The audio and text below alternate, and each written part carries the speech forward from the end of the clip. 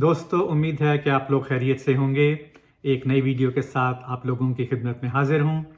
मेरा नाम फैसल हुसैन है और मैं एक RCIC यानी कि रेगुलेटेड कैनेडियन इमिग्रेशन कंसल्टेंट और कमिश्नर फॉर टेकिंग ओथ्स हूँ।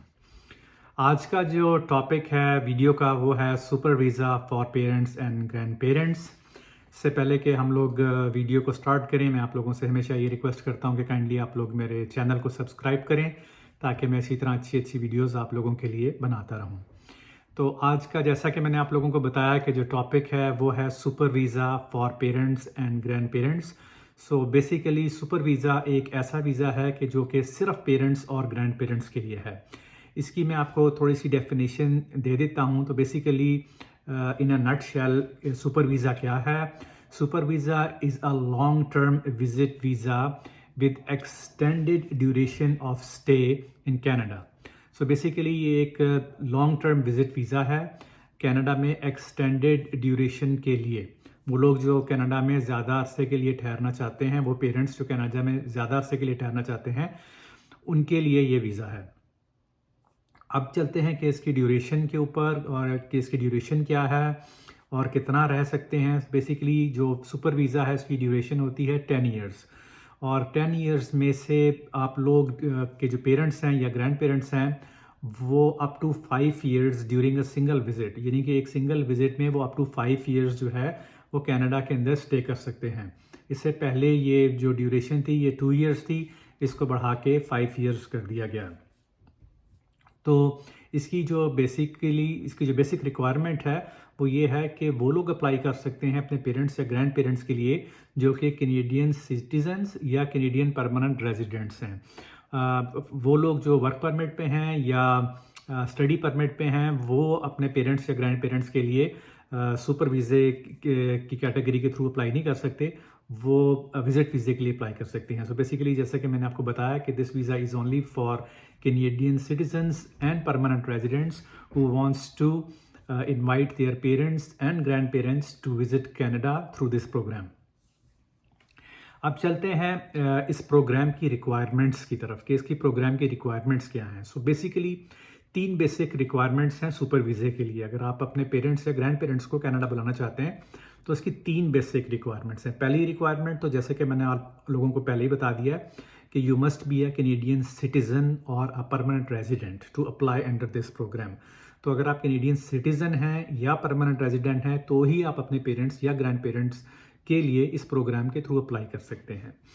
दूसरी जो रिक्वायरमेंट है इस प्रोग्राम की वो है इनकम रिक्वायरमेंट, यानी कि आपको सर्टेन इनकम थ्रेशोल्ड जो है वो मीट करना पड़ता है अगर आप अपने पेरेंट्स या ग्रैंड पेरेंट्स को बुलाना चाहते हैं। और वो डिपेंड करता है कितनी इनकम चाहिए, वो डिपेंड करता है आपके फैमिली साइज़ पे। जितना बड़ा आपका फैमिली साइज़ होगा उतनी ही ज़्यादा आपको इनकम शो करनी पड़ेगी। तो इसको कहते हैं लो इनकम कट ऑफ।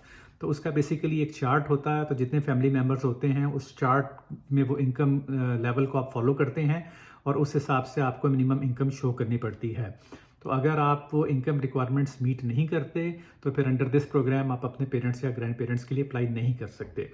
इसी तरह तीसरी जो रिक्वायरमेंट है इस प्रोग्राम की वो है सुपर वीज़ा इंश्योरेंस या सुपर वीज़ा इंश्योरेंस या मेडिकल इंश्योरेंस। एक ही चीज़ है, मतलब है कि आपको बेसिकली मेडिकल इंश्योरेंस लेनी पड़ती है इस सुपर वीज़े के साथ, और मेडिकल मतलब कवरेज अपनी करवानी पड़ती है, इंश्योरेंस लेनी पड़ती है। और वो इंश्योरेंस जो है 1 साल के लिए मिनिमम आपको लेनी पड़ती है, यानी कि 1 साल की इंश्योरेंस लेके आपको उसकी जो फ़ी है आपको इंश्योरेंस बाय करनी पड़ती है और आपको 1 ईयर की पेमेंट करनी पड़ती है, और पेमेंट की रिसीट और इंश्योरेंस पॉलिसी अपनी साथ लगानी पड़ती है जब आप इस प्रोग्राम के लिए अप्लाई करते हो। तो अगर आप ये सुपर वीज़े की इंश्योरेंस या मेडिकल इंश्योरेंस या कवरेज नहीं लेते तो फिर इस प्रोग्राम के लिए आप क्वालिफाई नहीं करते। तो बेसिकली ये 3 जो है बेसिक रिक्वायरमेंट्स हैं इस प्रोग्राम के थ्रू अप्लाई करने के लिए। वो लोग जो ये रिक्वायरमेंट्स मीट नहीं कर सकते वो स्टिल अपने पेरेंट्स या ग्रैंड पेरेंट्स के लिए नॉर्मल विजिट वीज़े के लिए अप्लाई कर सकते हैं। नॉर्मल विजिट वीज़े और इसमें यही फ़र्क है कि जो नॉर्मल विजिट वीज़ा होता है उसमें एक सिंगल स्टे में आपके पेरेंट्स या ग्रैंड पेरेंट्स जो हैं वो अप टू 6 मंथ स्टे कर सकते हैं एक सिंगल विजिट में, जबकि जो सुपर वीज़ा है इसमें जो उनका स्टे है वो अप टू 5 ईयर्स तक है। जैसे मैंने आपको बताया, ये बढ़ा के 2 साल थे पहले, अब इसको 5 ईयर्स तक कर दिया गया है।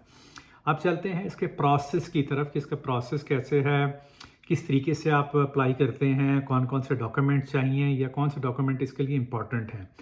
तो बेसिकली अब तमाम एप्लीकेशंस जो भी अप्लाई होती हैं कनाडा इमिग्रेशन या वीज़ों के लिए, वो तमाम ऑनलाइन हैं। तो बेसिकली इसी तरह या आपसे इसी पोर्टल के अंदर जाके आपने पोर्टल में अपना अकाउंट क्रिएट करना है और उस अकाउंट के थ्रू आपने सुपर वीज़े के लिए अप्लाई करना है। इसकी फ़ीस की तरफ आ जाते हैं।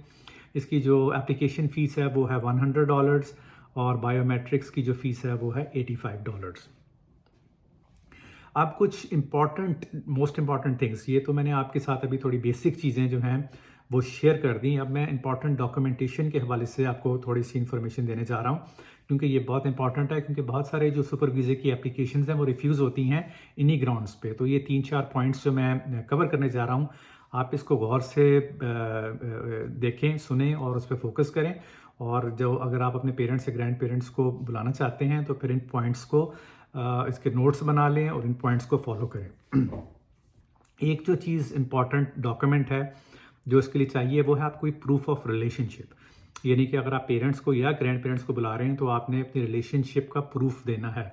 मतलब है कि वो स्ट्रॉन्ग प्रूफ होना चाहिए कि मतलब वो वाकई अप्रूव कर सकें वीज़ा ऑफिसर को उन डॉक्यूमेंट्स के थ्रू कि ये आपके पेरेंट्स या ग्रैंड पेरेंट्स हैं।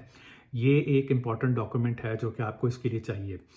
दूसरी क्या चीज़ है वो है लेटर ऑफ इन्विटेशन।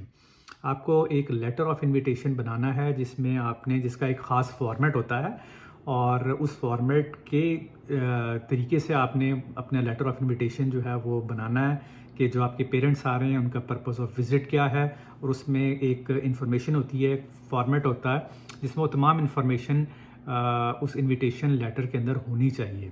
और वो जो लेटर ऑफ इनविटेशन है वो कमिश्नर फॉर टेकिंग ओथ्स से जो है वो आप कमीशन भी करवाना पड़ता है और फिर जाके वो आप सबमिट करते हैं। जैसा कि मैंने आपको शुरू में बताया कि मैं इमिग्रेशन कंसल्टेंट भी हूँ और मैं commissioner for taking oaths and affidavits भी हूँ, और मैं बहुत सारे लोगों की इन्विटेशंस जो हैं बनाता हूँ और उनको कमीशन भी करता हूँ। तो अगर आप लोगों को मेरी सर्विसेज चाहिए रिप्रेजेंटेशन के अलावा या फाइल रिव्यू के अलावा, अगर आप सिर्फ इन्विटेशंस मुझसे बनवाना चाहते हैं और कमीशन करवाना चाहते हैं तो मेरा कॉन्टैक्ट नंबर जो है वो डिस्क्रिप्शन में दिया है, आप लोग मुझे कॉन्टैक्ट कर सकते हैं and I will be more than happy to help you.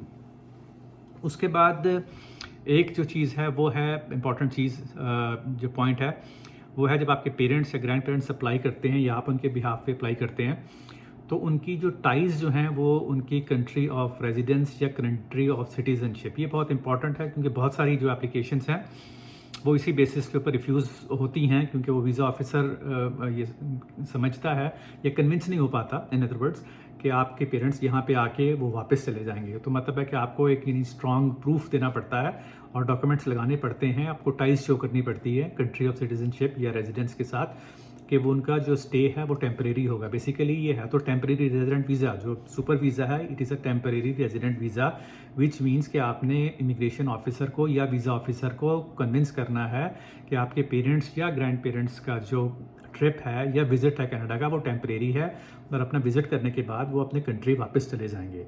इसके लिए काफ़ी सारी डॉक्यूमेंटेशन आप प्रोवाइड कर सकते हैं। कुछ एग्जांपल्स आपको दे देता हूँ, जिस तरह अगर कोई प्रॉपर्टी के उनके डॉक्यूमेंट्स हैं, अगर कोई पेरेंट्स जॉब कर रहे हैं उनका जॉब लेटर, कोई बिज़नेस कर रहे हैं तो उनका बिज़नेस लेटर, तो उसके अलावा कोई उनकी वहाँ पे फैमिली है वो, और जो उनकी ट्रैवल हिस्ट्री है और कंट्रीज़ के अंदर उन्होंने विज़िट किया हुआ है या जो वीज़े लगे हुए हैं वो, इस तरीके की जो भी इंफॉर्मेशन आप प्रोवाइड कर सकते हैं उनकी टाइज़ इस्टेब्लिश करने के लिए अपनी कंट्री ऑफ सिटीजनशिप या रेजिडेंस के साथ, तो उससे डेफिनेटली हेल्प होती है क्योंकि बहुत सारी, जैसे मैंने आपको बताया कि एप्लीकेशंस जो हैं वो इस बेसिस पे भी रिफ्यूज़ होती हैं।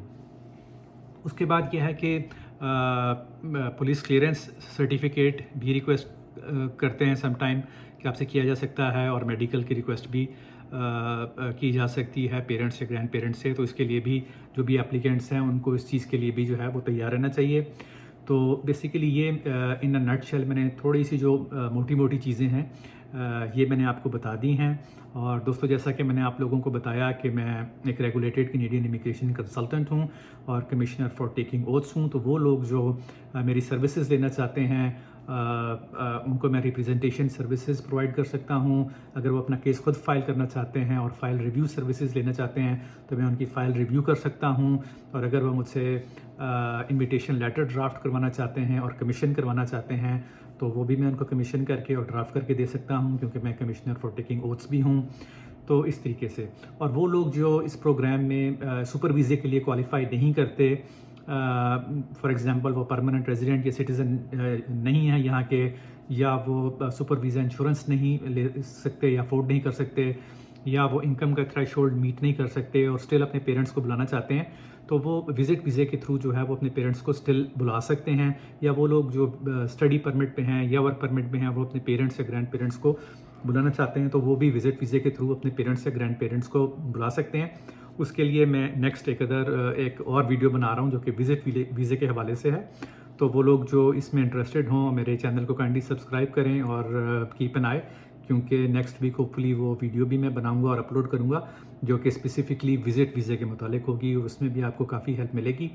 तो thank you very much for watching my video. I will see you again with another video. Have a nice day.